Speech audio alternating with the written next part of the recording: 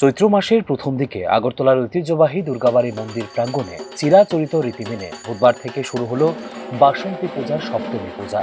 ভক্তদের উপস্থিতি ও ধর্মীয় আবহে এদিন মুখর হয়ে ওঠে মন্দির চত্বর।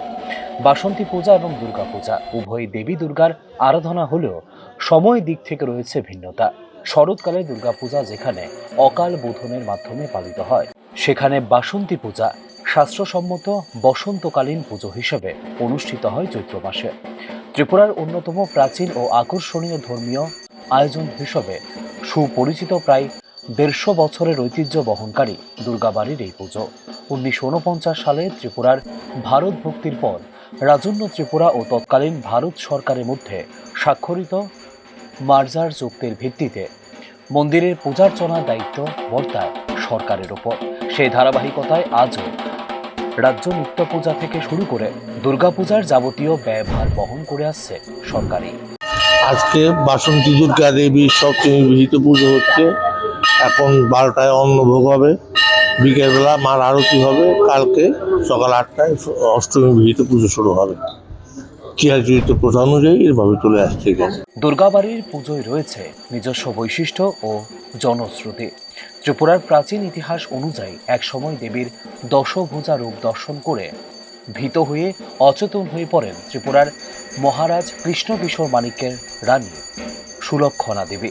পরে 8টি হাত আড়ালে রেখে 2টি হাত দৃশ্যমান করে নতুন রূপে আবির্ভূত হবেন বলে স্বপ্নাদেশে আশ্বাস দেন দেবী।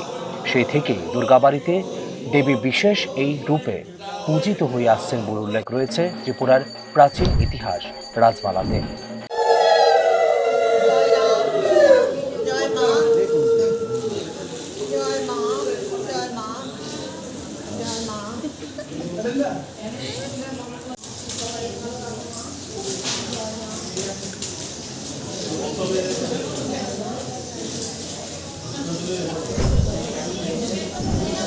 বিজয়া দশমীর দিন বিশেষ করে বিবাহিতা নারীদের উপস্থিতিতে মন্দির প্রাঙ্গণ ভরে ওঠে, যা আরও গভীরভাবে তুলে ধরে এই পুজোর সামাজিক ও সাংস্কৃতিক তাৎপর্যকে।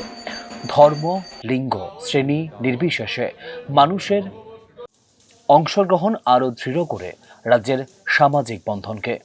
সব মিলিয়ে বলা যায় শুধুমাত্র ধর্মীয় আচার নয়, বরং ঐতিহ্য, ইতিহাস এবং আধুনিক প্রশাসনিক কাঠামোর এক অপূর্ব সমন্বয় ত্রিপুরার এই ধরনের উৎসব। এর মধ্য দিয়েই ফুটে ওঠে রাজ্যের বহুত্ববাদী সংস্কৃতি এবং সমন্বয়ের চেতনায় গড়ে ওঠা এক সুসংহত সমাজ ব্যবস্থা। News now.